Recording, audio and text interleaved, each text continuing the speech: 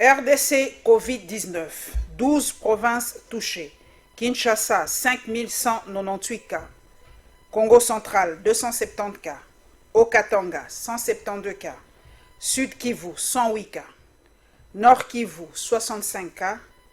Kwilu, 3 cas. Chopo, 3 cas. Ituri, 2 cas.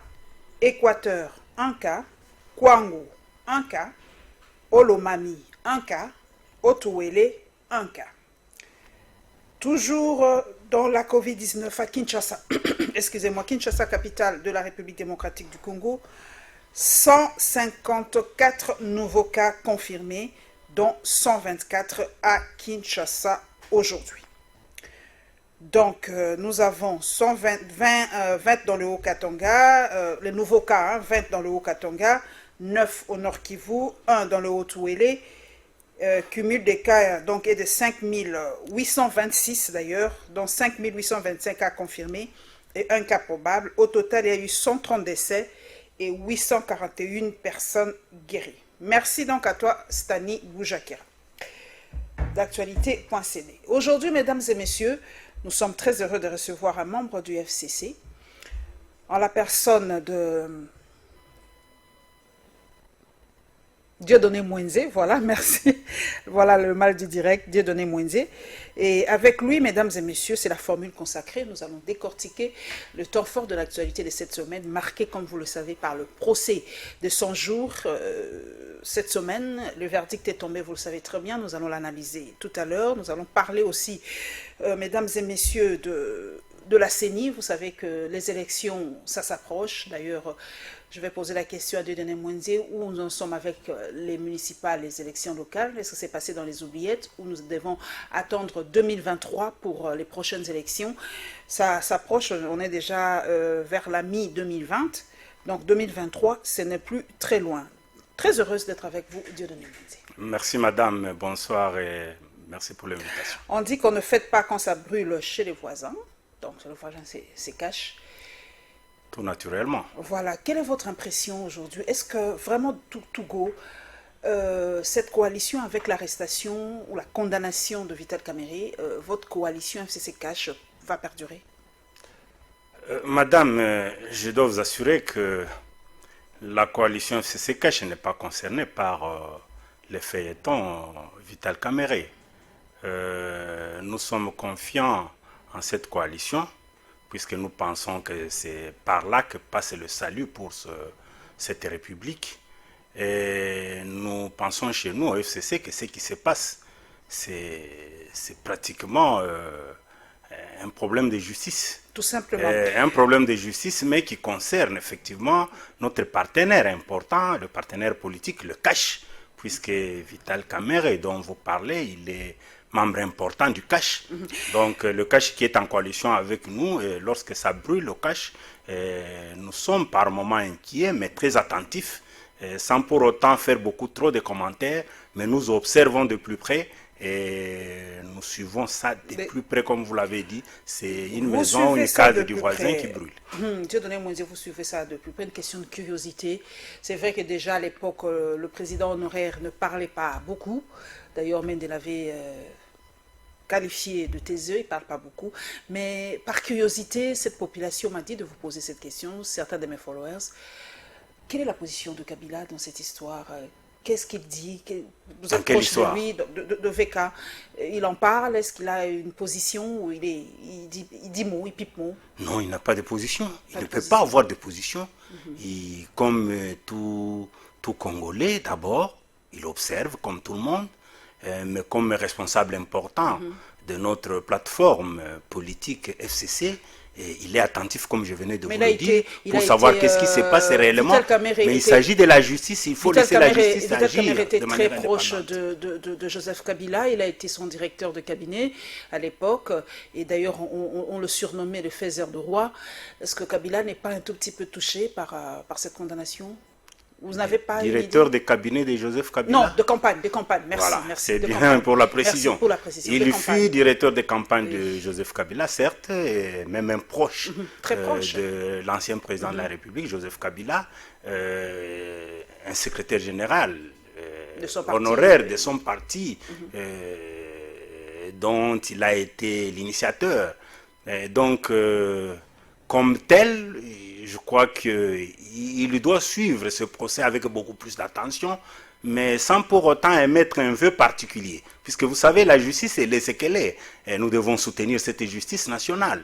Et nous savons que cette nation ne peut être élevée qu'à cause de la justice. Donc, nous allons entrer en profondeur il ne peut pas avoir un autre sentiment que de laisser la justice faire son travail de manière indépendante. Nous allons approfondir quand nous allons entrer dans le dossier de Vital Kamerhe, mais nous commençons par la Covid-19, mesdames et messieurs. Toujours la pandémie est dans nos portes. D'ailleurs, le professeur Muyembi a dit que ça risquerait de devenir une endémie en République démocratique du Congo. On l'a suivi d'ailleurs sur Top Congo. Il a donné son point de vue par rapport à cette maladie, mais Congo Web aussi a donné son point de vue. Nous suivons donc la situation épidémiologique de cette maladie, le relâchement du confinement dans la commune de la Gombe. Notre rédaction a constaté cela et évidemment le protocole Covid-19 du docteur Jérôme Mouniangui.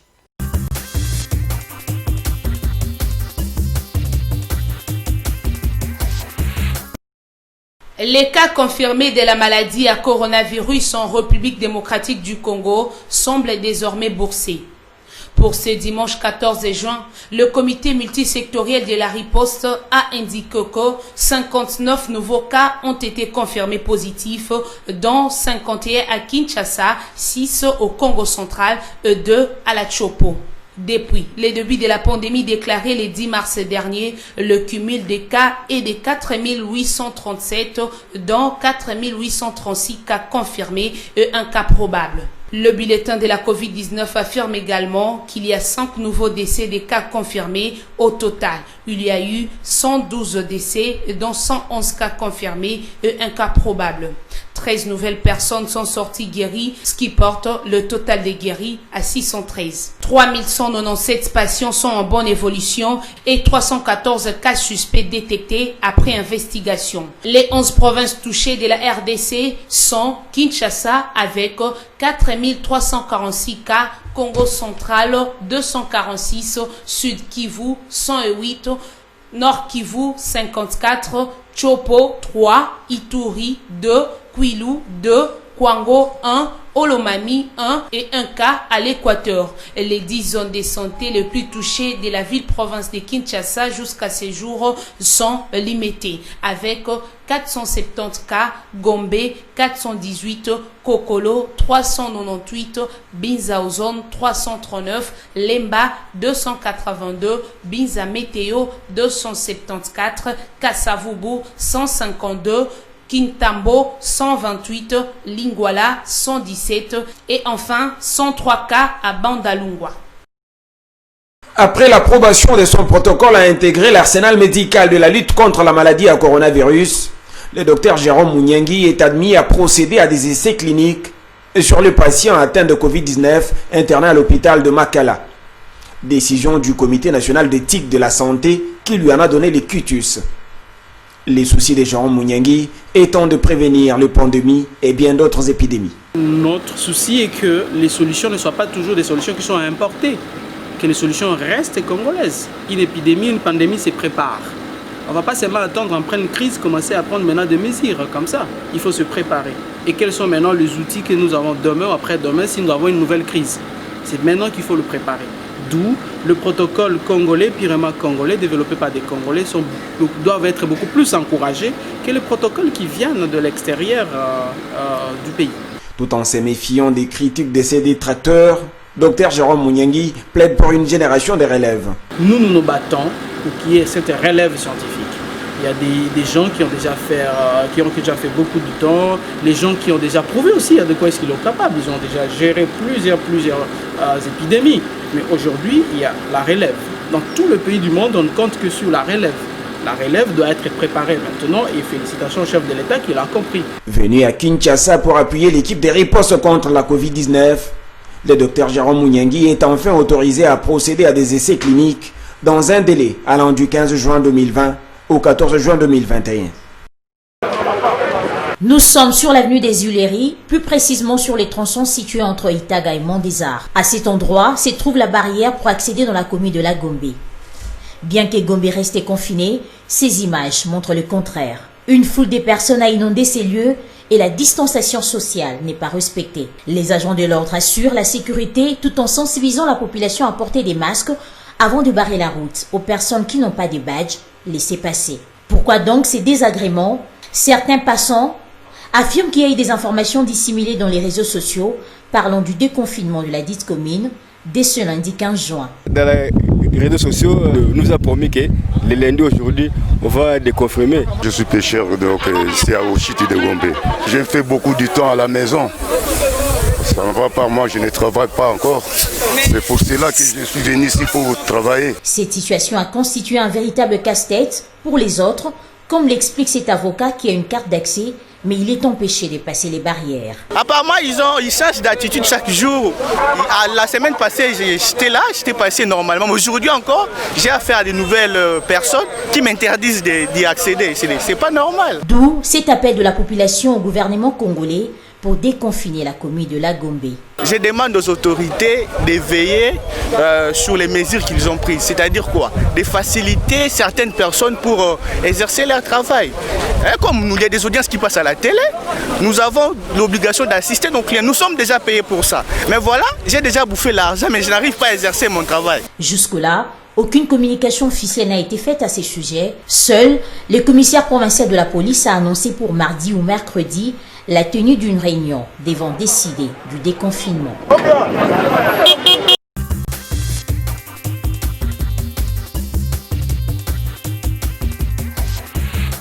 Dieudonné Mwenze, vous avez suivi cette population de Kinshasa qui se plaint de ne pas accéder à leur lieu de travail. Ça fait déjà plus de 2 mois, si je ne me trompe pas, que la commune de la Gombe est confinée. Mais les cas ne font qu'augmenter. C'est quand même paradoxal à Kinshasa. Mais les gens demandent aux autorités de déconfiner. Parce que l'économie est en train de mourir. J'ai suivi d'ailleurs ce matin le tweet de Actualité.cd par Stanley Boujakera qu'un député a dit qu'ils n'accepteront plus la prorogation prochainement. Pensez-vous, Dieudonné Mwenze, que ce serait une bonne chose maintenant de déconfiner? Parce qu'ailleurs, on commence à déconfiner. Madame, écoutez, ce qui arrive aujourd'hui dans ce pays, et plus précisément dans cette ville de Kinshasa, est beaucoup plus grave. La pandémie est en train pratiquement de dévaster tout le pays. Nous étions à très peu de provinces, aujourd'hui nous sommes au-delà de 10. Nous étions à quelques centaines de cas, maintenant nous sommes au-delà de 5000, donc ça inquiète tout le monde. Je voudrais profiter de votre occasion pour transmettre toutes mes condoléances et les plus attristées à toutes ces familles qui ont été frappées par cette pandémie, qui ont perdu les leurs. Mais puisque vous parlez du déconfinement de la Gombe ou de la commune de la Gombe, je crois qu'il s'agit là d'un problème crucial qu'il faut résoudre. Au-delà de ce que connaissent déjà les Kinois, c'est qu'il faut penser à leur manière de vivre aujourd'hui, puisque au-delà du confinement de la Gombe, le gouvernement n'a pas eu la possibilité d'accompagner cette mesure importante par d'autres mesures sociales, ou à caractère social. Hormis, je crois, la gratuité des factures d'eau et d'électricité pour quelques 2 mois, je crois avril et mai, mais la population ne vit pas déjà simplement de l'eau. La facture de l'eau est déjà arrivée. Oui, et la population ne vit pas simplement de l'eau et de l'électricité. Ce qui fait que nous sommes un pays où l'informel supplante le formel. Et au-delà de ce que vous évoquez, c'est-à-dire les gens ne fréquentent plus leur lieu de travail, mais il y a tous ces gens, tous ces jeunes garçons que je vois, les Kinois, qui sont dans l'économie informelle, que vous voyez autour de Kilmazière, que vous voyez autour de Memling, et qui ne vivent que de ça. Donc il aura fallu qu'il vende par exemple son petit téléphone ou son accessoire de téléphone pour que sa soirée soit assurée. Mais aujourd'hui, ce n'est plus le cas. Donc, ce qui fait qu'aujourd'hui, la demande est très forte. Elle est même pressante de dire qu'il faut déconfiner la Gombe pour permettre à ce que les gens vivent. C'est peut-être ça le point, parce que moi, je suivi le ministre de la Communication qui a dit que c'est le chef de l'État qui, d'ici quelques jours, va qui doit voilà, dire à la population. Logiquement, celui qui avait proclamé le confinement de la Gombe, c'est la même autorité qui doit proclamer le déconfinement de la Gombe. Oui, aujourd'hui, on parle du chef de l'État. On dit qu'il faut que ce soit le chef de l'État, puisque celui qui avait pris les mesures de l'état d'urgence, mais dans ces mesures de l'état d'urgence, on n'avait pas parlé du confinement de la Gombe, à ma connaissance. Donc, il fallait que les autorités de cette ville, et même de ce pays, prennent le courage de comprendre que ça n'est un peu trop. Il ne faut pas pousser les Quinois à mourir de la faim au lieu de mourir de la Covid. Mais je crois qu'il est important que l'on pense à permettre à ce que les Quinois vaquent à leurs occupations et qu'ils puissent trouver à manger, puisque aujourd'hui, je crois, nous sommes déjà au-delà de 2 mois. Bientôt, ça va être 3 mois que la Gombe est confinée. On a parlé du déconfinement progressif. On n'en voit pas toujours. On a parlé du déconfinement ordonné, je ne sais pas, modélé ou modéré. Bon, jusque-là, on n'en voit presque rien, puisqu'il y a toujours des problèmes dans la vie. Le docteur Mouniangui, les activités ne marchent pas. Voilà. Mais au-delà de ça, il faut ajouter le marché appelé communément Zando de la commune et de la Gombe. Bon, on s'est dit, est-ce qu'on va déconfiner la commune de la Gombe, au même moment déconfiner aussi, entre guillemets, le marché Zando. Tout ça, ce sont des problèmes auxquels il faut trouver des réponses. Le docteur Mouniangui tout à l'heure qui a dit qu'il faut des solutions congolaises par rapport à la Covid-19 parce que nous ne devons pas toujours attendre la solution des autres. On l'a donné d'ailleurs le quitus pour les essais cliniques par rapport à son protocole. Ça va? Content pour ça? Très content, puisqu'il faut encourager les compétences locales. Moi, je suis de cet avis. Je pense qu'au-delà de tout ce que nous apprenons comme protocole, qui peuvent nous parvenir de l'étranger, mais il faut encourager ce jeune médecin, Jérôme, que je vois, chercheur, qui se bat contre vents et marées, pour trouver un protocole qui puisse soulager la misère de notre population. Je crois qu'il faut encourager ça, et j'ai appris dernièrement qu'il a été autorisé de mener ses recherches et ses essais cliniques. Je crois qu'il faut encourager cette démarche pour permettre à ce que nous puissions assurer notre indépendance, même sur le plan de la science et de la médecine. J'ai suivi personnellement le docteur Mouyembi chez l'excellent Christian Losakweno, qui a dit que par rapport à l'argent remis pour le Covid-19, l'État a déboursé une certaine somme et lui n'a reçu qu'1 million. La somme, je crois que c'était 10 millions si je ne me trompe pas ou quelque chose comme ça. Mais lui n'a reçu que vraiment le 1/10 de la somme prévue pour la Covid. Un quiproquo. Comment ça? Donc c'est un quiproquo puisque ce que dit l'équipe de riposte, ce n'est pas ce qui a été développé par le gouvernement de la République. Et je vous rappelle que le gouvernement de la République a même parlé le gouvernement a même parlé plus de 27 millions de dollars US. Et alors que l'équipe de riposte, par la bouche de son responsable, le docteur Mouyembe, ne parle que de 1,4 million de dollars US. Donc la marge est très importante. Où est passé le reste de l'argent? Bon, je ne saurais pas expliquer ça ici. Je ne suis pas membre du gouvernement, ni son porte-parole. Je ne suis pas également dans l'équipe de riposte, mais je crois qu'il s'agit de 200 discordants. Mais je suis en train de me demander si le gouvernement aurait engagé d'autres dépenses en dehors du circuit de l'équipe de riposte. Puis ça peut arriver que le gouvernement puisse engager d'autres dépenses en dehors de ce circuit. Ça peut justifier l'écart, mais l'écart est tellement important que je me demande il faut un procès, il faut rapprocher les 27 millions avec les 1 million. Un procès pour ça? Puisqu'aujourd'hui, nous sommes dans la République des juges. Est-ce qu'il faut un procès pour éclairer l'opinion par rapport... Non, je ne voudrais pas qu'on parle de la République des juges. Ça a une mauvaise connotation. Ça vient de quelqu'un du FCC, hein, donc bon, de Janine Mabunda. Je crois qu'il ne le dit pas de gaieté de cœur. Hein. Je crois que ça a une mauvaise connotation. Il faut parler d'une république démocratique où la justice a sa place dans toute indépendance. Toutes mes excuses. Donc, la justice peut se saisir de ce dossier pour tout naturellement. Je crois que nous ne devons pas être dans cette république que nous voulons démocratique, nous voulons avoir un état de droit et avoir peur de la justice.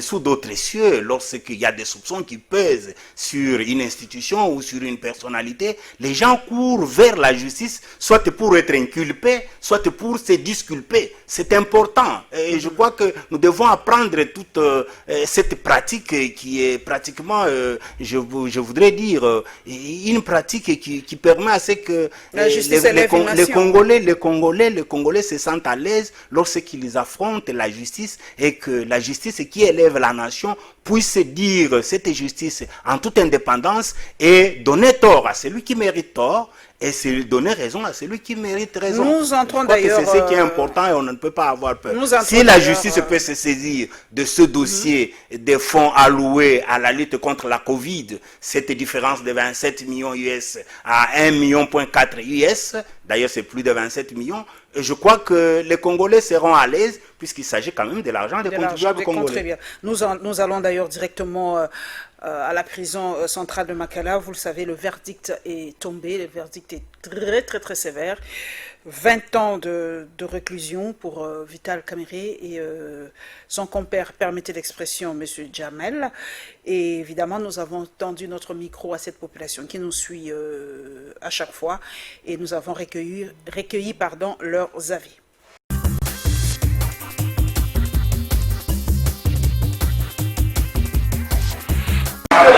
Pendant que la Cour constitutionnelle demande toute affaire cessante la transmission du dossier judiciaire Vital Kamerhe, la population interrogée sur les rues de Kinshasa quant à cette affaire s'est aussi réservé les droits de se prononcer avant les verdicts. Elle en appelle juste à la vraie justice. Voyant les déroulements des audiences, des instructions, des audiences, des plaidoiries, nous étant que particuliers, nous avions déjà vu de quel côté Kamerhe s'est plongé, de quel côté ses associés ou le consort que disait le tribunal, c'est aussi entrepris dans l'entreprise criminelle. Mais la liberté, l'acquittement, tout comme la condamnation, dépend du juge. Si réellement il est impliqué dans quoi que ce soit, selon Dengue, Tolandaki, réquisition, il y a ministère public, Nandere Tolandi, défense, il y a avocat, il y a directeur, il y a cabinet, il y a chef de l'État. Donc on est là à notre soif. Dans mon souhait, étant que Congolais, que la vérité éclate. Selon ce monsieur, ce dossier est entaché d'une certaine irrégularité. C'est comme si la maman est battue quelque part. On a pas preuve tangible de justice à Lukara. C'est qu'on a un témoignage. Contrairement aux autres, celui-ci estime que Vital Kamerhe sera condamné. Moi, je pense que Kamerhe pourrait être condamné, n'est-ce pas? Pour la simple raison que même s'il n'y a pas de preuves qui prouvent qu'il avait reçu l'argent, mais du moins il y a des preuves qui prouvent qu'il avait donné l'ordre à ce que l'argent sorte des caisses de l'État sans pourtant respecter les normes que prévoit la loi. Il s'y est de signaler que la demande faite par la Cour constitutionnelle fait déjà l'objet d'une polémique au sein de l'opinion. Selon certains experts, cette demande ne peut pas stopper les jugements du tribunal prévus pour ce samedi 20 juin. Le prévenu qui, sur base des machinations et artifices, crée l'espoir d'une abondance matérielle et provoque la sortie des fonds d'argent dont il tire profit tel qu'il ressort des présomptions de culpabilité. Cette participation ne requiert pas nécessairement une volonté convergente plutôt. La seule conscience de provoquer l'infraction suffit. Cour suprême de justice, RPA 94, du 31 août 1984, Sumbu plutôt, Opsit. Dès lors, au regard des éléments de la cause tels qu'exposés supra, la participation du prévenu Kamerhe en tant que co-auteur à la commission de l'infraction du détournement des deniers publics ne fait l'ombre d'un moindre doute. De tout ce qui précède, le tribunal dira, établit en fait comme en droit l'infraction de détournement des deniers publics portant sur le montant de 48 831 148 $ américains, mise à charge des prévenus Sami Jamal et Kamerhe Lonkalingini Vital. En conséquence, les condamnera chacun à 20 ans de travaux forcés. En outre, il prononcera les peines accessoires ci-après, à charge de Sami Jamal, la privation du droit à la condamnation ou à la libération conditionnelle et à la réhabilitation et l'expulsion définitive du territoire national après l'exécution de la peine. À charge de Kamere Lokaningini Vital, l'interdiction pour 10 ans après l'exécution de la peine du droit de vote et du droit d'éligibilité, l'interdiction d'accès aux fonctions publiques et para-étatiques, quel qu'en soit l'échelon, et la privation du droit à la condamnation ou à la libération conditionnelle et à la réhabilitation. Le juge président du tribunal de grande instance de la Gombe est formel. Piero Bakenge a déclaré que le prévenu Vital Kamerhe est resté insensible au respect des règles impératives de passation de marché. Le directeur de cabinet du chef de l'État a encore ordonné le décaissement en procédure d'urgence de paiement de la facture de la société Ousmal appartenant encore à Jamal. Une attitude qui lui a valu d'autres peines.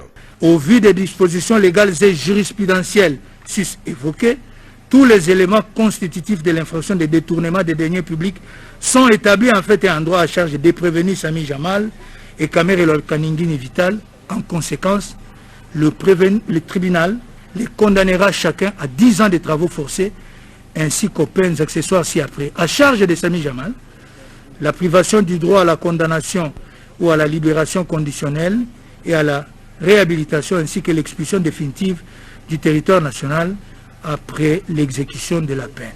À charge de Kamere Lokaningini Vital, l'interdiction pour 5 ans après l'exécution de la peine du droit de vote et du droit d'éligibilité, l'interdiction d'accès aux fonctions publiques et para-étatiques, quel qu'en soit l'échelon, et la privation du droit à la condamnation ou à la libération conditionnelle et à la réhabilitation. Notons que le leader de l'UNC et ses avocats promettent d'aller en appel contre les décisions du juge président Piero Bakenge du TGI Gombe siégeant en audience foraine à la prison centrale de Makala.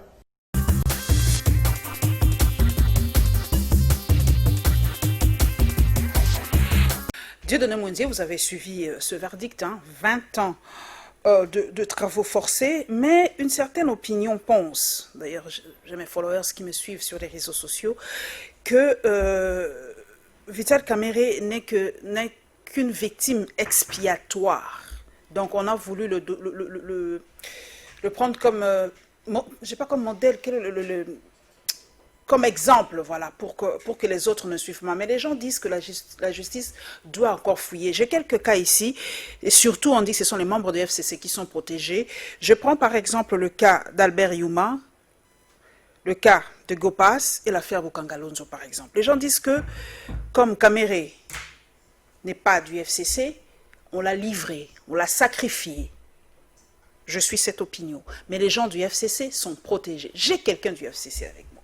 Serez-vous aujourd'hui à l'aise si on arrêtait Youma, si on creusait sur l'affaire de Gopas et sur l'affaire de Bukangalonzo par exemple? Madame, cette assertion d'abord m'inquiète. Comment l'opinion peut penser que c'est le FCC qui manœuvre tout ce qui se passe à la justice? C'est une partie de l'opinion qui pense. Non, ça n'a pas de sens. Éclairer cette opinion. Ça n'a pas de sens. Il est important qu'on éclaire l'opinion. Exactement. Le FCC n'est pas associé à tout ce qui s'est passé à la présidence.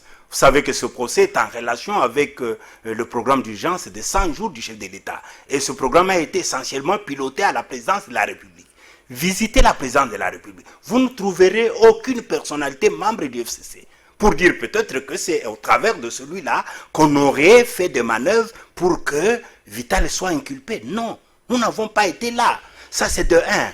De deux, vérifier que lors de l'exécution de ce programme d'urgence de 100 jours, le gouvernement Bruno Tshibala, qui avait été mis sur pied par l'ancien président de la République, Joseph Kabila, n'a presque pas participé à l'exécution de ce programme. Vous en savez un peu plus.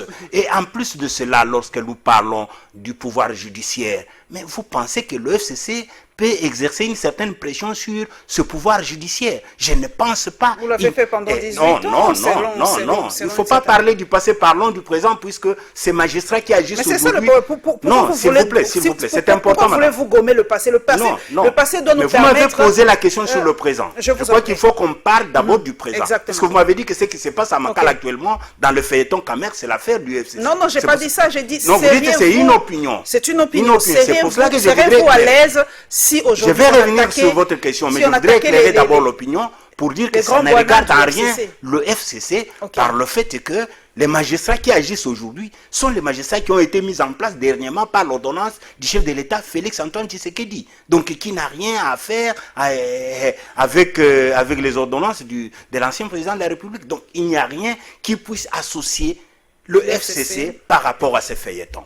Mais il faut aussi retenir que lorsque la justice agit, il faudra qu'on laisse la justice faire son travail de manière indépendante, puisque penser que la justice est télécommandée de quelque part, c'est manquer aussi un peu du respect pour notre propre justice nationale. Donc je ne voudrais pas vraiment laisser l'opinion penser de la manière que vous êtes en train d'évoquer, puisque je pense qu'il s'agit d'une manière erronée de penser et d'associer le FCC à cette histoire de manière inutile, qui ne servait à rien. S'il vous plaît, madame, je voudrais sur ce point-là... La télé, c'est le temps. Oui, vous avez déjà donné votre point de vue. Je comprends. Non, sur ce point-là, je voudrais bien étayer mon point de vue en disant que, voyez par exemple parmi les témoins qui ont été appelés à témoigner, vous trouverez les membres importants du FCC comme l'ancien ministre des Finances, Yves Moulang. Vous trouverez également l'ancien ministre Thomas Louaka des infrastructures. Ces gens ont témoigné. Je crois qu'on n'a pas vu à travers leurs témoignages une certaine manière de vouloir surcharger Vital Kamerhe. Mais voyez d'autres témoins qui ne sont pas du FCC. Ils sont passés, je ne vais pas les citer. Vous le connaissez. Membres du CACH d'ailleurs. Mais lorsqu'ils ont parlé, ils n'ont presque pas témoigné, à part surcharger et charger Vital Kamerhe. Donc il ne faut pas que l'on voit toujours le FCC partout. Alors, je voudrais revenir sur le cas que vous évoquez.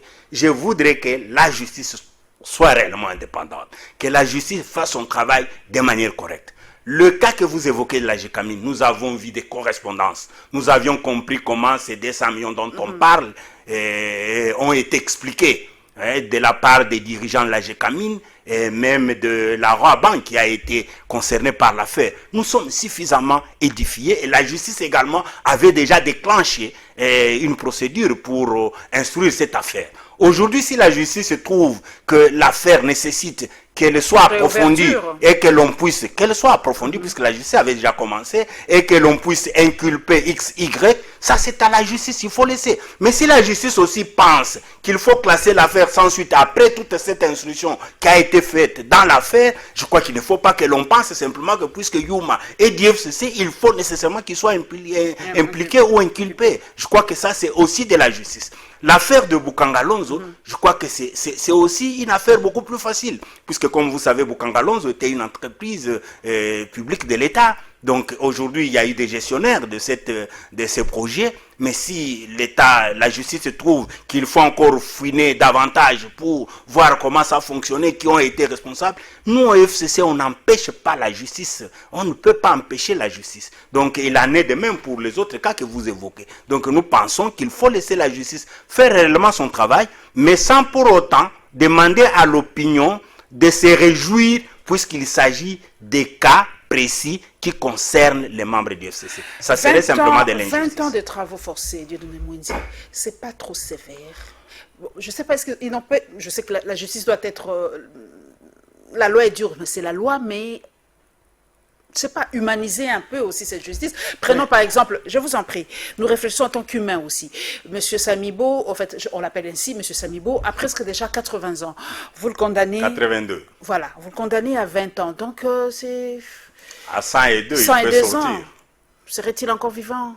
Est-ce qu'on ne pouvait pas le mettre, vu son état, vu son On ne limite pas la vie de quelqu'un, puisque personne ne pensait qu'il aurait 82 ans aujourd'hui. Ok. Donc, et pour Vital Kamerhe, est-ce que Vital Kamerhe aujourd'hui, 20 ans de travaux forcés, il a dans la soixantaine, vers 80 ans qu'il sortira. Est-ce que ce n'était pas aussi une façon de le tuer politiquement? C'est vrai que toutes les infractions ont été dites, disons mon Dieu, le français est très difficile. D'inéligibilité. Donc il est mort politiquement, Vital Kamerhe. Est-ce que c'est pas une sous-jacent, c'est pas un procès politique? Non, je ne voudrais pas penser à un procès politique, puisque les faits qui ont été reprochés à Vital Kamerhe, notamment les détournements du denier public, sont des faits que la justice est en train de prouver.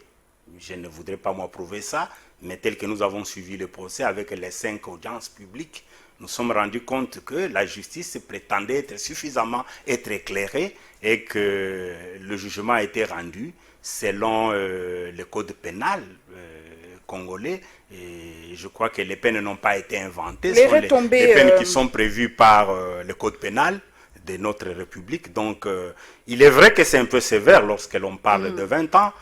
Mais je crois, comme je l'ai dit, ça n'a pas été inventé. C'est peut-être une peine, c'est une peine qui a été prévue dans le Code pénal et qui est conforme à l'infraction qui a été commise. Donc, il appartenait à Vital Kamerhe, avec son conseil, de pouvoir prouver à la composition qu'il n'a pas été reproché dans tout ça, puisque effectivement, lorsque l'on parle de 20 ans de travaux forcés, c'est dur pour Vital Kamerhe, que moi j'ai connu personnellement, d'abord comme mon ancien secrétaire général du PPRD, mais aussi mon président de l'Assemblée nationale pendant plus ou moins 3 ans. Donc je peux vous dire que c'est pénible en tant qu'humain, mais je pense qu'il faut laisser la justice faire convenablement son travail, puisqu'au-delà de ça, de cette condamnation, Vital Kamerhe a le droit de faire un recours. Il peut faire appel. Oui, il peut faire appel. Donc, il peut ça aller à d'autres tribunaux. Généralement, ça change. Généralement, ça change. Et nous espérons que si il affûte bien ses armes avec son conseil et qu'il se défende de manière convenable, je crois qu'il peut y avoir possibilité d'alléger cette peine. Et tout dépend de la manière dont il pourra se défendre. J'ai suivi avec plaisir un autre excellent confrère, Trésor Kibangula, qui était dans Jeune Afrique à l'époque. Aujourd'hui, il a dit dans son analyse que le président Tshisekedi est fragilisé parce qu'il a perdu un grand collaborateur qui détenait une partie, qui est un grand leader de l'Est, dans l'Est de la République. Vous savez comment Vital Kamerhe drainait les foules à l'Est de la République démocratique du Congo et que Félix-Antoine Tshisekedi a perdu ce grand collaborateur vu sa condamnation. Géopolitiquement aujourd'hui, est-ce que Tshisekedi, là je parle à l'analyste politique, est-ce que Tshisekedi est fragilisé?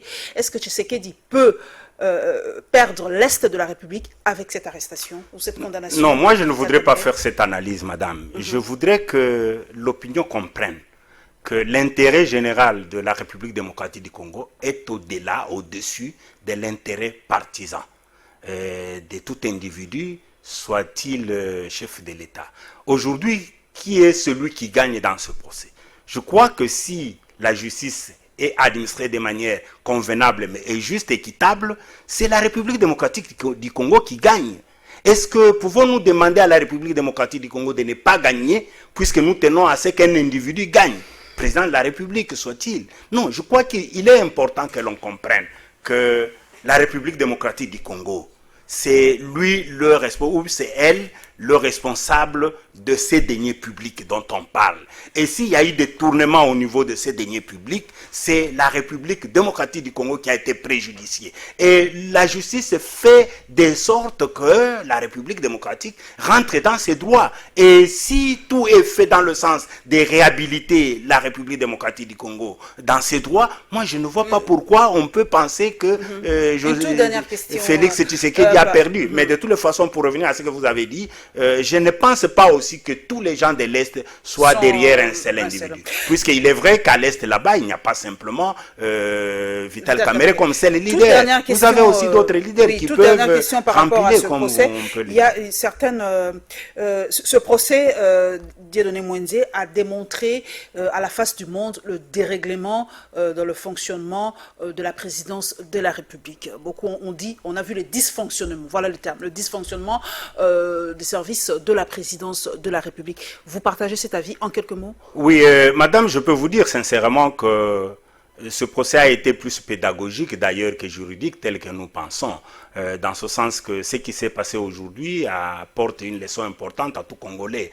Lorsque ce programme de 100 jours a commencé en 2019, au mois de mars, je vous assure que personnellement, je n'étais pas d'accord avec la manière dont cette histoire a été mise sur pied et de la manière dont ce programme a été présenté et exécuté. J'étais contre, puisque c'était pratiquement dans une fourchette de temps où on n'avait presque pas de gouvernement de la République, même pas de parlement, puisqu'à ce moment-là, nous étions en mars, le parlement actuel venait de s'installer, était en train d'ailleurs de s'installer, et le gouvernement Tchibala à son temps était sortant, assumant les affaires courantes, et on attendait la nomination d'un premier ministre qui est intervenu vers le mois de mai. Et donc, entre tout ce temps-là, je pensais il y avait un flou. Il y avait un flou, et je ne sais pas qui sont ceux qui ont eu des astuces tels que nous le voyons aujourd'hui, qui ont dit amadouer et séduire le chef de l'État pour lui dire qu'il y avait urgence, il y avait nécessité et qu'il fallait nécessairement passer à ce programme de 100 jours et l'exécuter le plus rapidement possible. Non, moi personnellement, j'avais trouvé que c'était une mauvaise manière qui ne permettait pas à ce que les choses se fassent de manière convenable. Et réellement, lorsqu'on a suivi ce procès, on s'est rendu compte qu'il y a eu réellement des dysfonctionnements dans le chef de tout ce qui entoure le chef de l'État. Imaginez-vous qu'il y a même un conseiller qui vous dit que le directeur de cabinet n'est pas mon chef. Vous avez entendu ça. Exactement. Alors que l'on sait qu'il y a des textes qui prévoient que réellement il y a une hiérarchisation dans le cabinet du président de la République et que ce cabinet est piloté par le directeur de cabinet. Nous allons aller à la CENI, mesdames et messieurs. Vous le savez que la désignation du successeur de Corneille Nangaa se fait toujours attendre. Il y a eu les catholiques et les protestants qui ne sont pas tout à fait d'accord avec le candidat présenté. Nous allons parler aussi de cette plainte contre Joseph Kabila à la CPI, parce qu'il y a certains compatriotes qui estiment que Joseph Kabila doit nécessairement aller à la CPI. On va essayer d'en savoir un peu plus dans ce troisième condensé.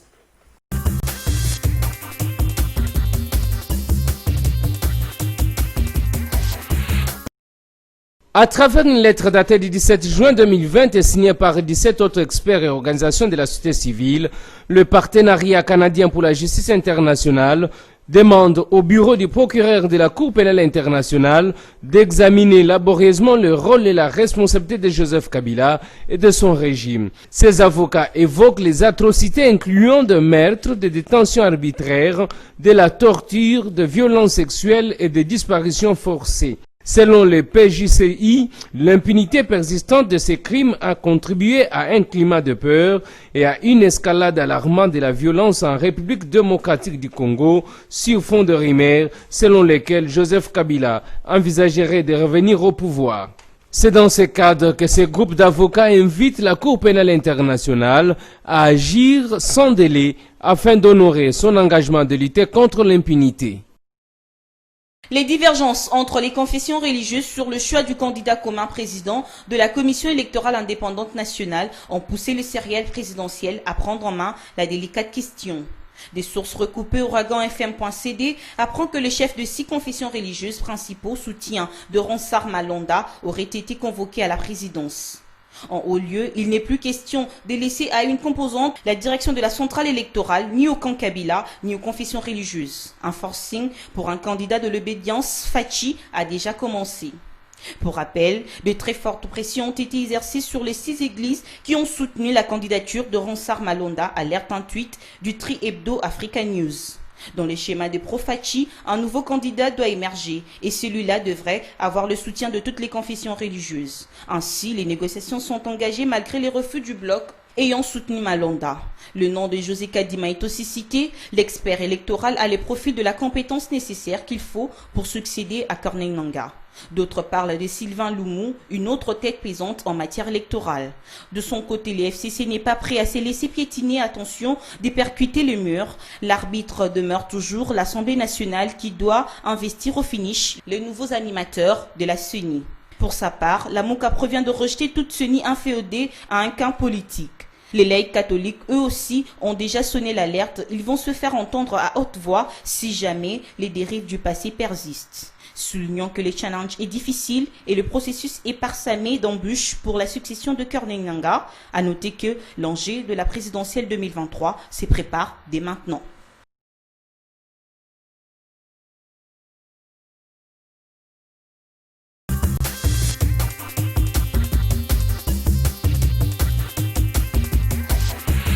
Dieudonné Mwenze, c'est vrai que cette expression est maintenant utilisée en République démocratique du Congo. Nous ne devons pas fouiner dans le passé, mais moi je dis que le passé doit nous servir de repère. Aujourd'hui, la SENCO, vous l'avez suivi par la bouche de Oh non, non, non, le nom m'échappe. Monsieur l'abbé Cholet, qui dit qu'on ne peut pas nommer par exemple Monsieur Ronsard Malunda parce qu'il a été vraiment la clé, je simplifie, hein, la clé qui a permis toutes les magouilles pour les élections de 2019. Donc ils veulent quelqu'un de crédible, de sérieux pour remplacer Corneille Nangaa.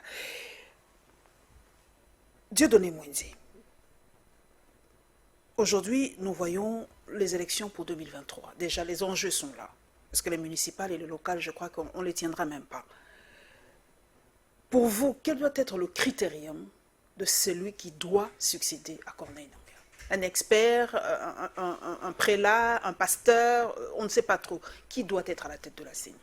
Bon, il faut d'abord rappeler, madame, que ce poste revient aux confessions religieuses. Aux confessions religieuses. Okay. Les confessions religieuses, il y en a à peu près 8 dans ce pays, regroupées en 8 groupes dans ce pays. Et vous me demandez quel doit être le profil de celui qui doit succéder à Corneille Nangaa. Je crois qu'au-delà de l'expertise, de la connaissance des matières électorales, il faudrait que ce soit une personnalité qui a une probité morale.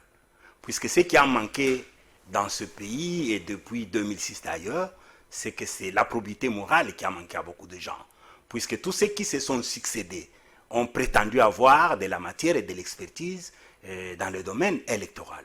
Mais on s'est rendu compte qu'au finish, la probité morale n'a pas accompagné cette expertise. Donc il est important que cette personnalité, au-delà de cette expertise, puisse avoir une probité morale indéniable, mais que ce soit une personnalité qui manifeste aussi son indépendance par rapport aux hommes politiques. Puisque ce qui arrive généralement, c'est qu'ils ne soient pas alignés, comme l'a dit la Mouka, qu'ils ne soient pas derrière. C'est pour cela que la loi a prévu que le président de cette institution d'appui à la démocratie, la CENI, provienne de la société civile, c'est-à-dire des confessions religieuses. Ça a été même précisé confession religieuse, puisque nous pensons que c'est là où il y a la possibilité de trouver des personnes crédibles. Mais lorsque l'on se rend compte que 2006, 2011 et 2018, des personnalités issues de cette composante n'ont pas prêché par l'exemple, je crois que ça inquiète. C'est pour cela que... 2006, c'était l'abbé Malou Malou. Oui, 2006, c'était l'abbé Malou Malou. 2011, c'était le pasteur... Moulunda, et puis Malou Malou Bis, et puis Nangaa jusqu'aujourd'hui, mais provenant toujours de cette même composante confession religieuse. Je crois que ça inquiète un tout petit peu, puisqu'il y a ces deux critères qui généralement ne sont pas accompagnés.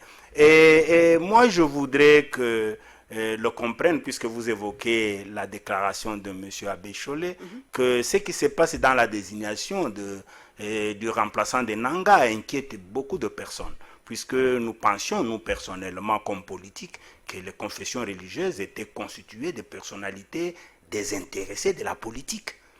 Mais curieusement, on constate que... Tout est politique. Là-dedans, non, s'il vous plaît, il faudra que la religion doit être approuvée. Mais quand c'est confession religieuse, vous leur demandez... Mais c'est politique, les élections. Non, s'il vous plaît, madame, laissez-moi dire quelque chose. Je vous ai dit bien que la loi qui organise la CENI, par rapport à la désignation du président de la CENI, nous n'avions pas, en tant que législateurs, pensé pour rien que ça soit une personnalité qui provienne des confessions religieuses.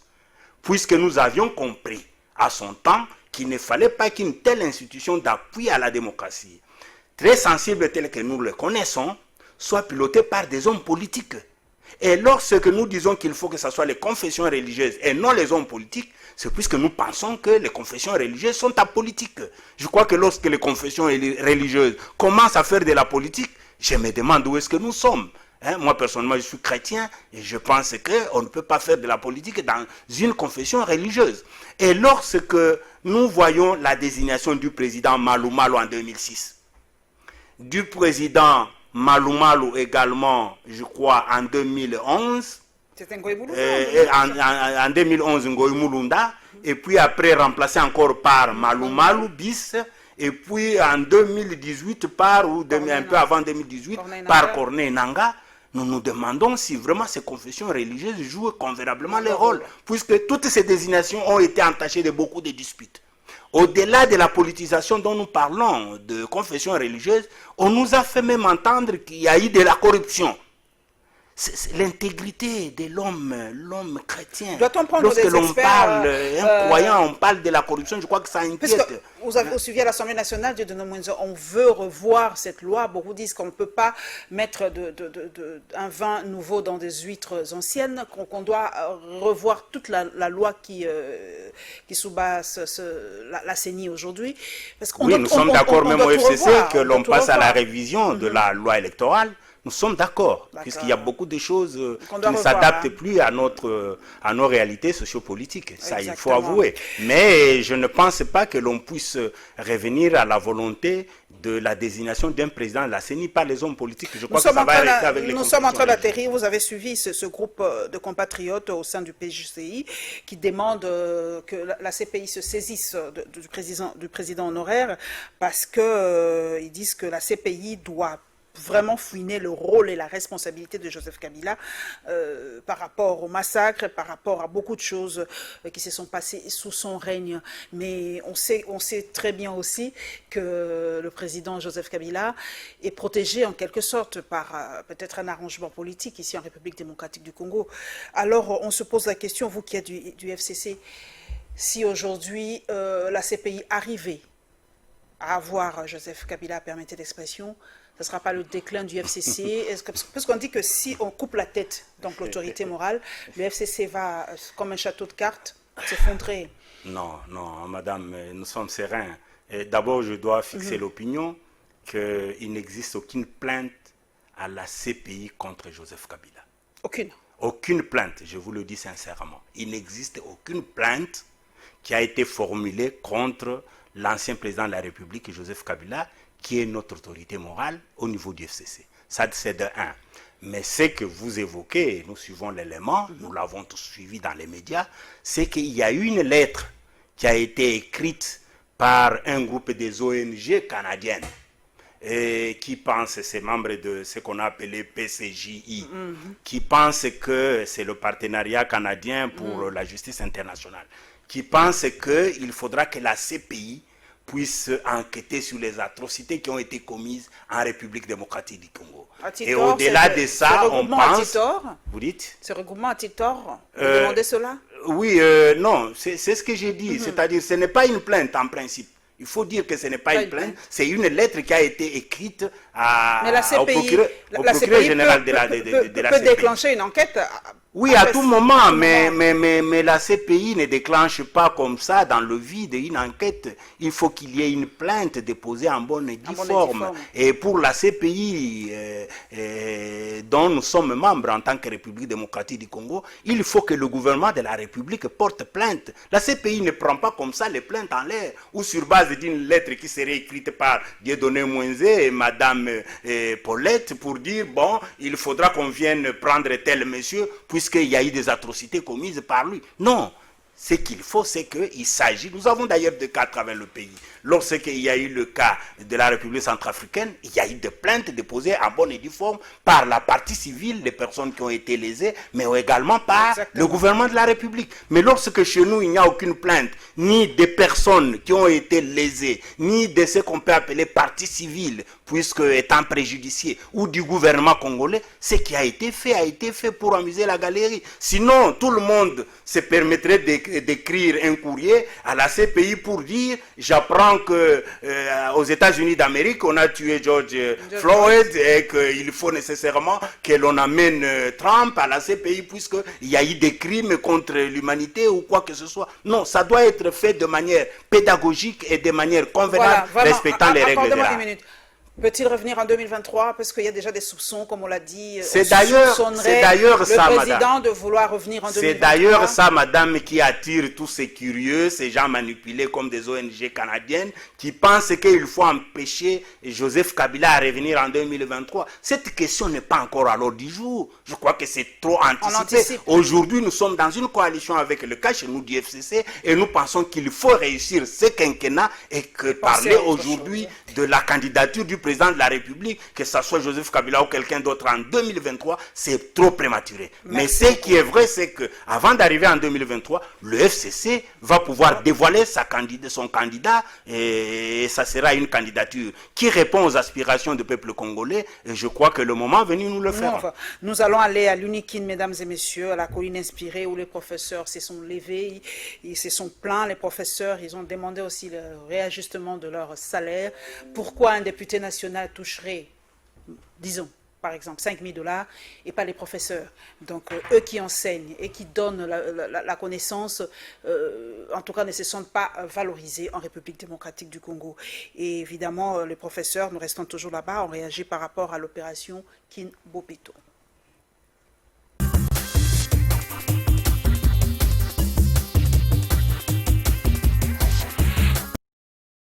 Le professeur de l'université de Kinshasa déplore les conditions infrahumaines dans lesquelles croupit la population congolaise dans son ensemble et exige pour ce fait qu'il soit publié les rémunérations de toutes les couches socio-professionnelles du pays.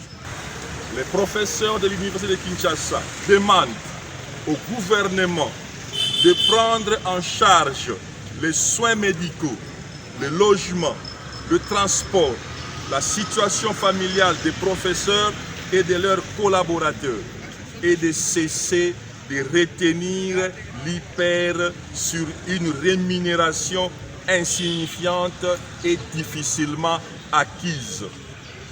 Les professeurs de l'université de Kinshasa exigent l'amélioration des conditions de vie et de travail du personnel académique, scientifique, administratif, technique et ouvrier en payant au moins 5 000 $ américains aux professeurs associés et en respectant la tension salariale pour les autres catégories.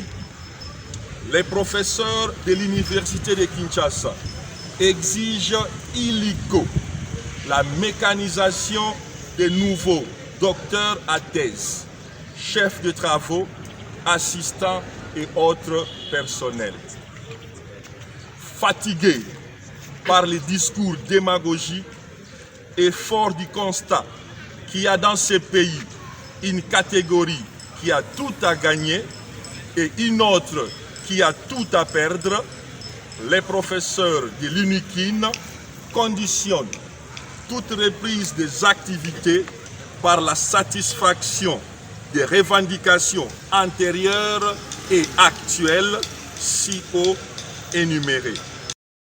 Quand j'avais appris que le gouverneur avait présenté ce programme, j'étais l'homme le plus heureux. Mais après avoir vu ce qui se passe sur le terrain, j'ai compris que c'est un programme qui jusque-là est vide de contenu parce que non seulement qu'il n'y a pas il y a une vision, mais il n'y a pas des actions concrètes, on n'a pas bien ciblé les vrais problèmes. Les vrais problèmes, madame, c'est lorsque le gouverneur ou soit les bourgmestres se débarrassent des déchets aujourd'hui, le lendemain, ils vont trouver les mêmes déchets là où ils ont débarrassé.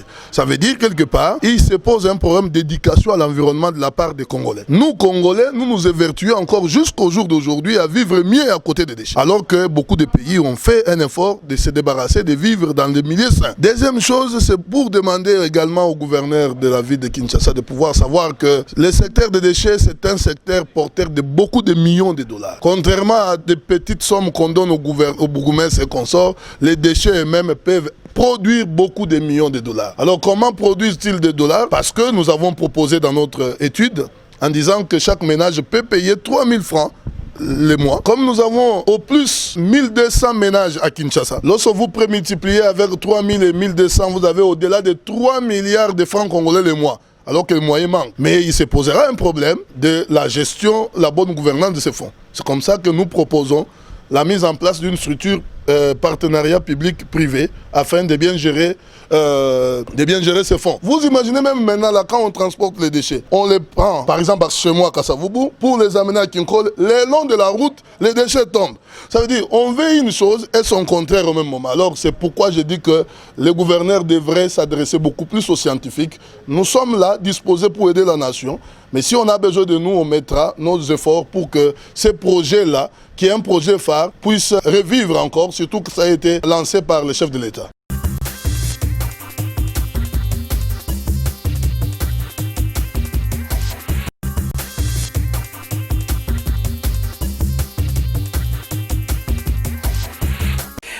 Dieudonné Mwenze, nous avons suivi le ras-le-bol des professeurs de l'université de Kinshasa.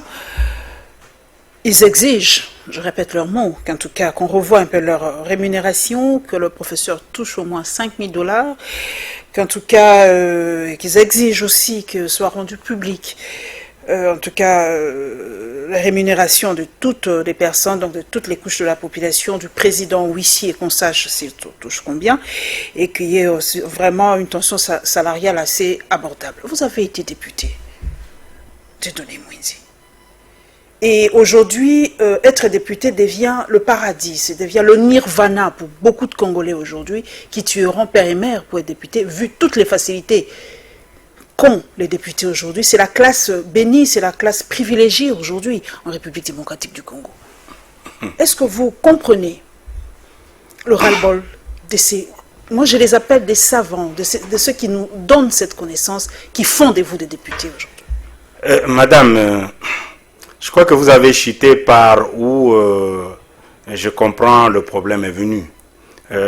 C'est vrai qu'aujourd'hui nous suivons la déclaration de professeurs de l'université, mais ce qui est vrai que tout est parti de la fameuse lettre de l'Assemblée nationale dont on a parlé, même si vous ne l'avez pas voulu le dire de manière claire. Cette lettre a parlé de l'augmentation de 2 000 $, je crois, chacun, et avec une augmentation de 50% sur les frais de fonctionnement. Mais je crois que jusque-là, le gouvernement de la République n'a pas encore répondu à cette lettre. Je ne voudrais pas que l'on se lance dans une sorte de compétition de réclamation. C'est-à-dire, chaque couche sociale peut se réveiller et commencer à réclamer. Oui, c'est leur droit. C'est leur droit. C'est un droit. C'est ce que j'ai dit. Je ne voudrais pas qu'on se lance dans cette compétition. Puisque au même moment que j'entends le professeur de l'université dire qu'ils veulent connaître les rémunérations de chaque couche socio-professionnelle, en commençant du haut vers le bas, mais au même moment, ils exigent qu'eux soient rémunérés à au moins 5 000 $ chacun. Mais est-ce qu'ils se sont déjà demandé ce que touche un fonctionnaire de l'État par rapport à leur rémunération actuelle? Puisque j'ai compris que la démarche, c'est assurer une justice distributive et diminuer la tension salariale entre les différentes couches socio-professionnelles. Mais ils doivent au même moment aussi s'interroger ce qu'ils touchent aujourd'hui. Si c'est 800 $, 500 ou 1000 ou 2000, par rapport à ce que touchent les fonctionnaires, je voudrais citer des catégories comme les policiers, les militaires ou les autres fonctionnaires de l'État que l'on trouve dans la ville, les enseignants et ainsi de suite, du secteur de l'enseignement primaire et secondaire, par exemple. Donc je crois qu'on ne peut pas vouloir une chose et son contraire, comme je l'entends, c'est-à-dire au même moment que l'on sait qu'on n'est plus rémunéré par rapport à quelqu'un d'autre, mais on voudrait encore beaucoup plus être rémunéré par rapport à lui, au lieu que ce soit une démarche qui permet à ce que chaque Congolais se retrouve. Moi, je crois que ça devait être ça la démarche. Lorsque vous dites que les députés sont les mieux rémunérés, ainsi de suite, mais cette lettre de l'Assemblée nationale réclamant l'ajout de 2 000 $ ou l'augmentation de frais de fonctionnement de 50% dénote clairement qu'ils ne sont pas bien rémunérés pour eux.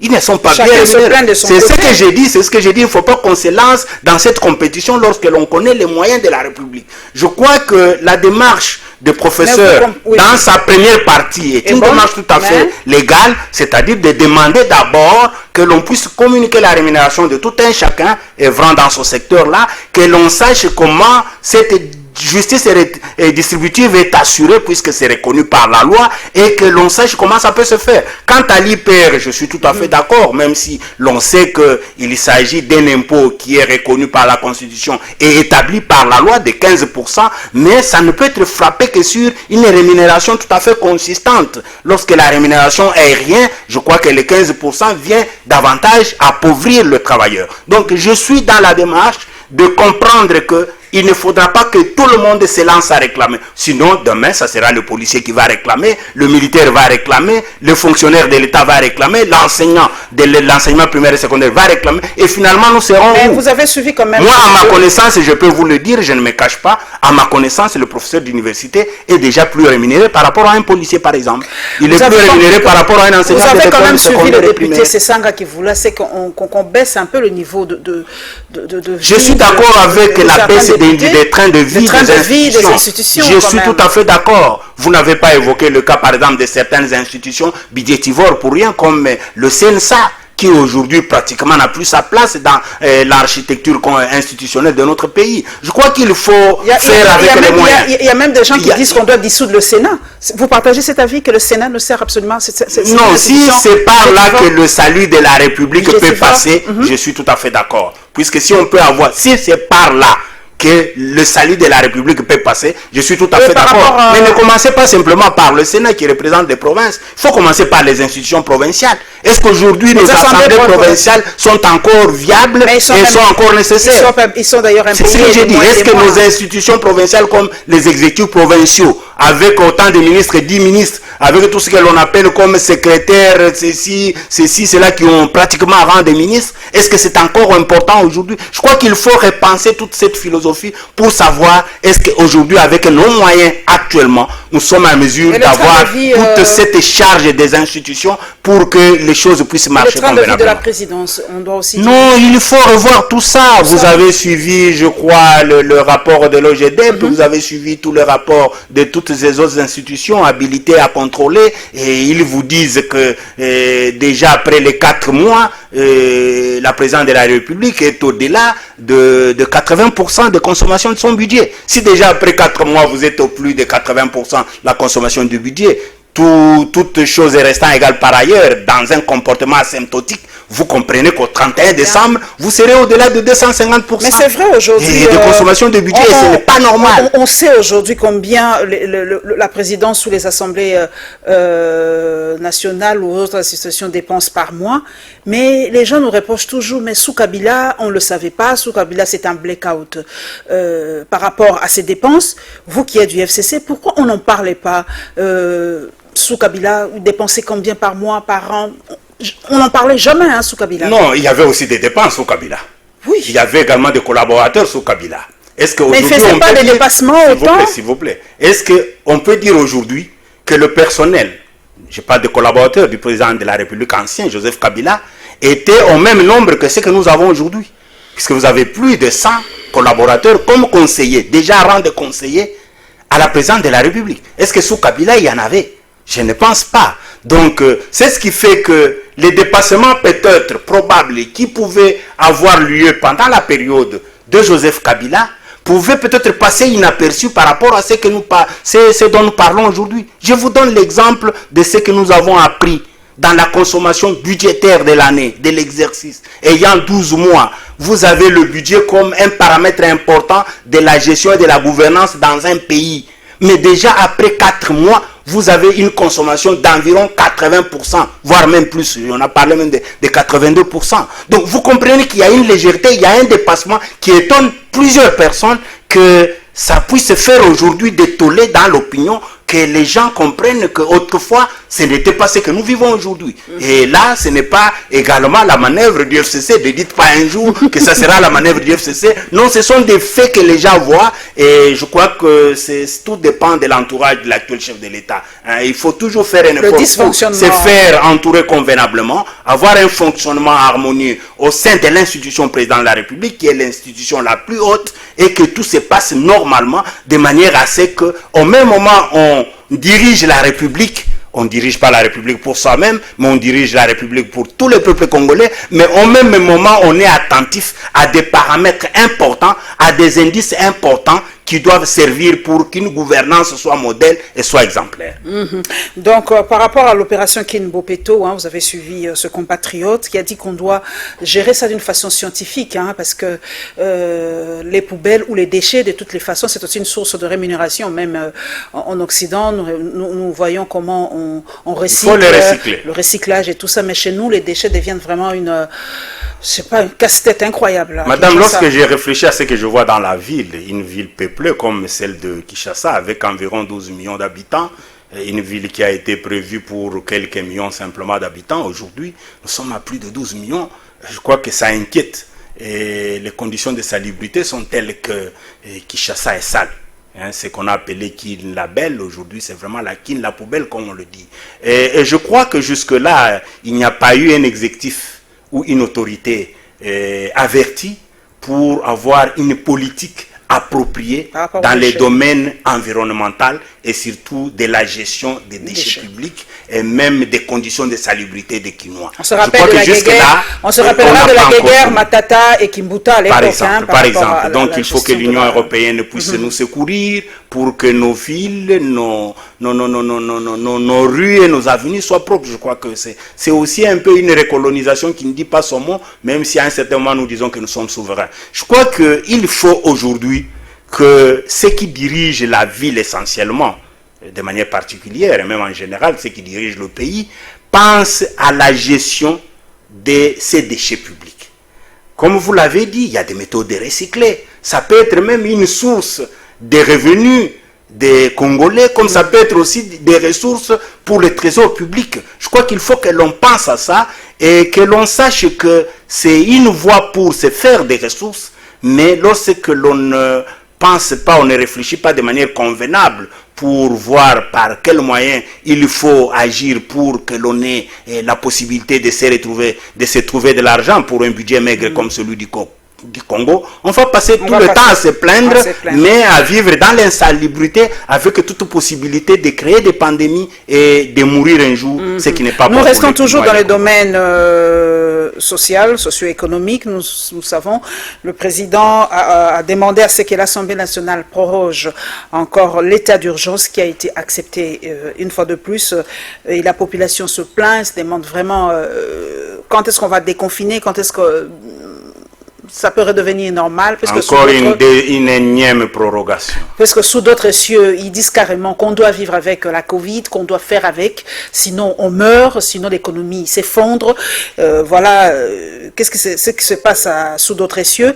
Et évidemment, par rapport au grand marché, il y a eu une descente d'une commission parlementaire parce que le grand marché, comme vous le savez, il y a eu quelques tiraillements entre le gouverneur et le ministre de l'Intérieur par rapport à la gestion de ce grand marché.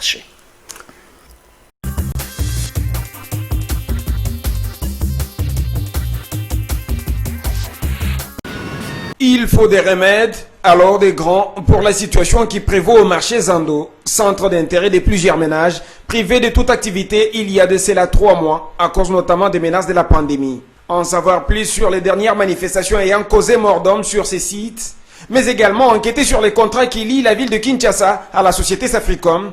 Voilà la mission assignée à la commission parlementaire de l'Assemblée provinciale de Kinshasa, sous la conduite du député Peter Kazadi. Sur terrain ce lundi 15 juin, les élus de Kinshasa ont eu des échanges nourris avec les personnalités du marché Zando et autres syndicalistes des vendeurs. Il y a de quoi s'attendre à des résultats probants. Après le dépôt du rapport de la commission auprès du bureau de la PK, a rassuré le chef des files. Les Kinois en particulier doivent retenir que leurs députés sont sur terrain. Nous sommes en train de mener des enquêtes pour savoir réellement ce qui s'est passé dans les marchés, ou en tout cas ce qui se passe. Vous savez, il y a des événements majeurs qui se déroulent ici. Les événements de la fois passée qui ont connu même la mort d'hommes. Mais il y a également le problème de ces contrats qui lient la ville de Kinshasa à la société Safricom. Donc nous sommes chargés de mener des enquêtes à ce sujet-là et nous allons faire des propositions au bureau qui à son tour les transmettra à l'autorité urbaine pour une bonne solution. C'est par des acclamations et cris de joie que les usagers des Zando ont choisi de saluer l'initiative des élus ces jours. A noter que la descente des députés ce lundi intervient après celle du président de l'Assemblée provinciale le dimanche 14 juin. L'objectif étant d'offrir à plus de 3 millions de Quinois qui fréquentent le site un environnement modernisé garantissant les conditions hygiéniques possibles.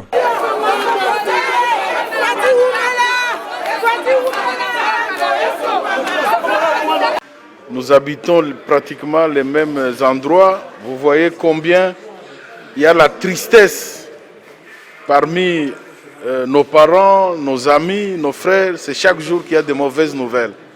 Donc cette pandémie, elle est encore dangereuse et il importait que, puisque ça ne peut se faire que par une loi, que l'Assemblée nationale, et bientôt je serai au Sénat, pour qu'on puisse proroger l'état d'urgence.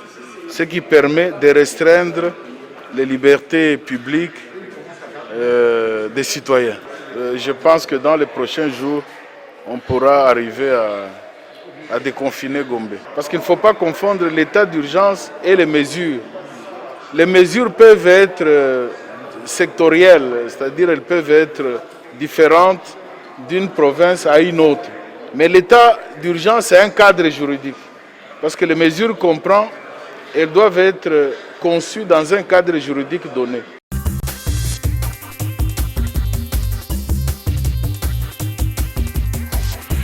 Dieudonné Mwenze, nous sommes en train d'atterrir.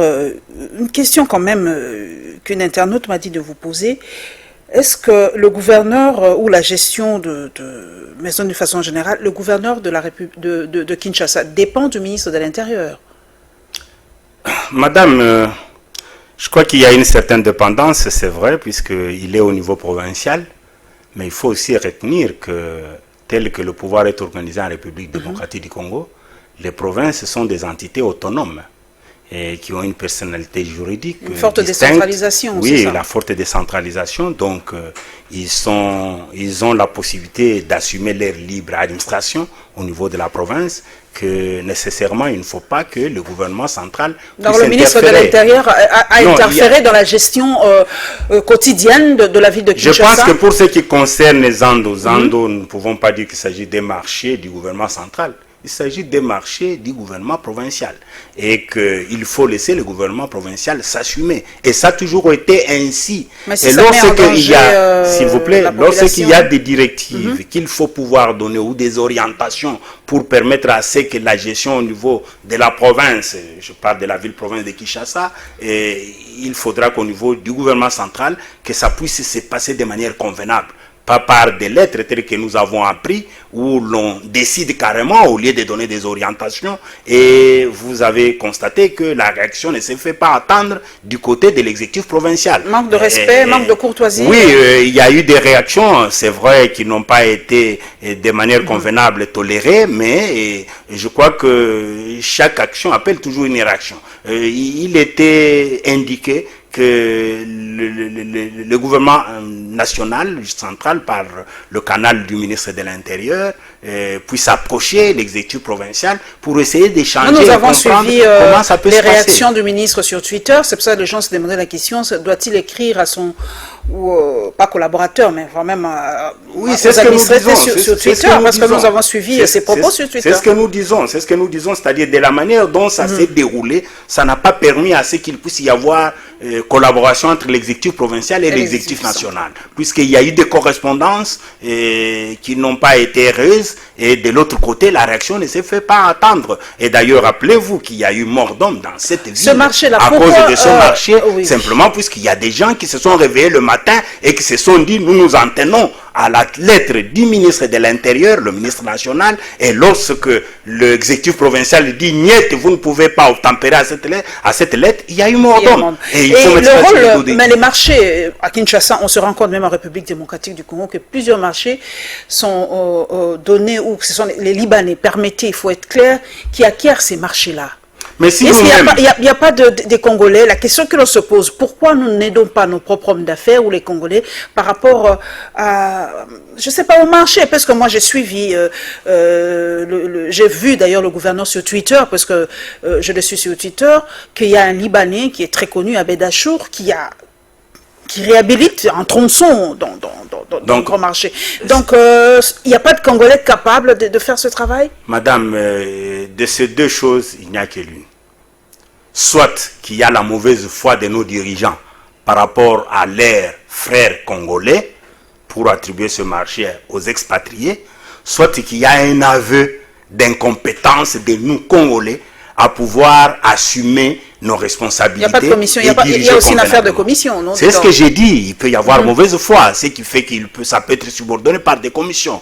Mais si on fait les choses convenablement, il faut savoir privilégier d'abord les nationaux. Ce que nous avons appris pour ce marché, c'est que ce sont des contrats qui se superposent et là-dedans, on parle beaucoup plus des expatriés. La question, c'est celle que vous posez. Est-ce qu'il n'y a pas de Congolais capables de pouvoir aménager ces andes là-bas, ce marché, et le ramener à des standards internationaux? Puisqu'en principe, ce marché-là, moi, ça fait longtemps que je l'ai fréquenté. Moi, j'ai vu ces photos en 1961. Moi, ça fait longtemps que je l'ai fréquenté, puis c'est difficile de le fréquenter. Difficile de le fréquenter puisque quand ça vous ne répond plus aux normes. Quand vous y allez, il faut prendre le temps de ne pas avoir son téléphone en main. Quand vous y allez, il faut savoir que les chaussures que vous allez amener, au retour, vous risquez de les déclasser. Et même les habits, n'amenez pas une chemise blanche. Donc ça pose un problème.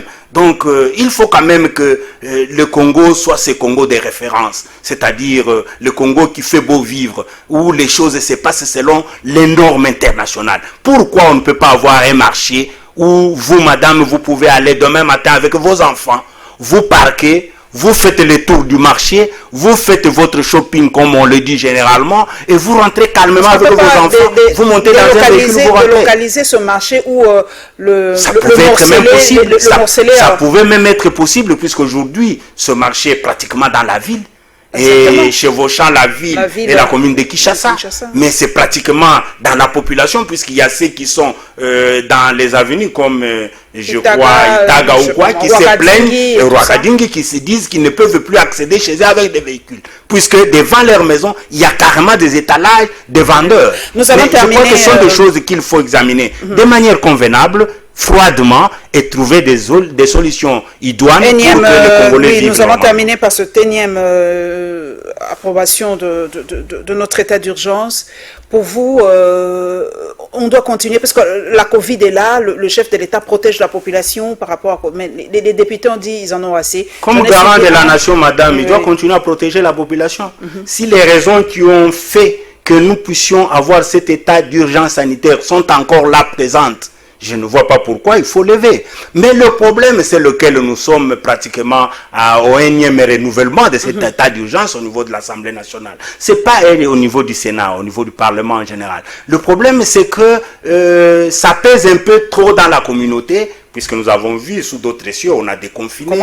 Progressivement, on a permis à ce que l'économie puisse respirer. Mais chez nous, c'est quoi? C'est-à-dire, comme je venais de le dire, on a pris des mesures de confinement, d'état d'urgence, les mesures qui touchent aux libertés des citoyens, mais sans pour autant accompagner ces mesures par des mesures à caractère social. C'est ça le problème. Vous avez suivi par exemple aux États-Unis d'Amérique. On a dit on confine les villes les plus importantes comme New York, mais à des heures précises, vous avez vu qu'il y avait des personnes, je parle de l'État, l'État organisait un service pratiquement comme un service d'approvisionnement pour certains, et chaque fois chacun passait, prenait un peu de vivres pour ajouter ce qu'il pouvait avoir à la maison et permettre à ce que l'état d'urgence ou le confinement se passe normalement. Mais chez nous, il n'y a rien. Le gouvernement a même promis que bientôt là, on va pouvoir approvisionner la ville en vivres que l'on vendrait à moins cher. On créerait des sortes de cantines dans chaque commune pour permettre à ce que les Kinois puissent s'approvisionner. Il n'y a rien comme mesure sociale. Mais le président est allé hier voir le marché vers la Fikine où on vendrait les produits moins chers. Oui, mais ça, ce n'est pas le gouvernement qui a organisé ça. C'est la Fikine. Oui, c'est la Fikine. Ce n'est pas le gouvernement qui a organisé ça. Les femmes de la Fikine. Et tout le monde ne peut pas aller simplement à la Fikine. Je crois qu'il faut le faire de manière décentralisée et permettre que tous les habitants de chaque commune puissent s'approvisionner de manière convenable. C'est ce qui fait qu'aujourd'hui, même au niveau du Parlement, on a difficile à comprendre qu'il faut toujours continuer avec l'état d'urgence, même si on sait que la Covid est en train toujours de semer des dévastes. Donc aujourd'hui, nous sommes en train de demander au gouvernement de faire un effort pour accompagner cet état d'urgence par des mesures à caractère social. Merci Dieudonné Mouenzi d'être passé à la barre. Merci, aujourd'hui c'est la fête de Père. Je vous souhaite donc bonne fête. Merci beaucoup, madame. Aujourd'hui, on a pensé au Père, donc bonne fête à vous, le numéro 1 de Congo Web Télévision, Gabriel Chabani. Je m'associe à vous pour transmettre les mêmes vœux. Bonne fête de Père aussi, je pense vraiment au mien, Yvan Kimpiob, qui nous a laissé 11 ans déjà. Il était, vous le savez, le premier président, le président de l'Assemblée nationale à l'époque. Vous avez toutes mes compassions. Vraiment, donc vraiment... Il reste toujours Père. Toujours dans nos cœurs. Même là où il est, il peut fêter encore sa qualité de père. Et bonne fête de Père au père de mes enfants, à Christian Emmanuel Lofoli Mungulasu. Aujourd'hui, c'est la fête de Père. Oui, on pense au Père parce que de temps en temps, on les oublie souvent. On dit toujours c'est la maman. Il faut toujours penser au Père. Il n'y a pas longtemps, on a pensé au mère.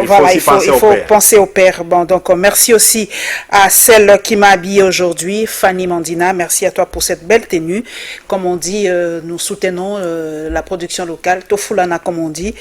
Merci donc à vous, chers téléspectateurs et téléspectatrices, pour votre fidélité à cette émission. Merci à tous mes followers sur les réseaux sociaux. Et nous nous retrouverons, mesdames et messieurs, avec le même plaisir le dimanche prochain. Inch'Allah. Merci bien, madame. Merci beaucoup.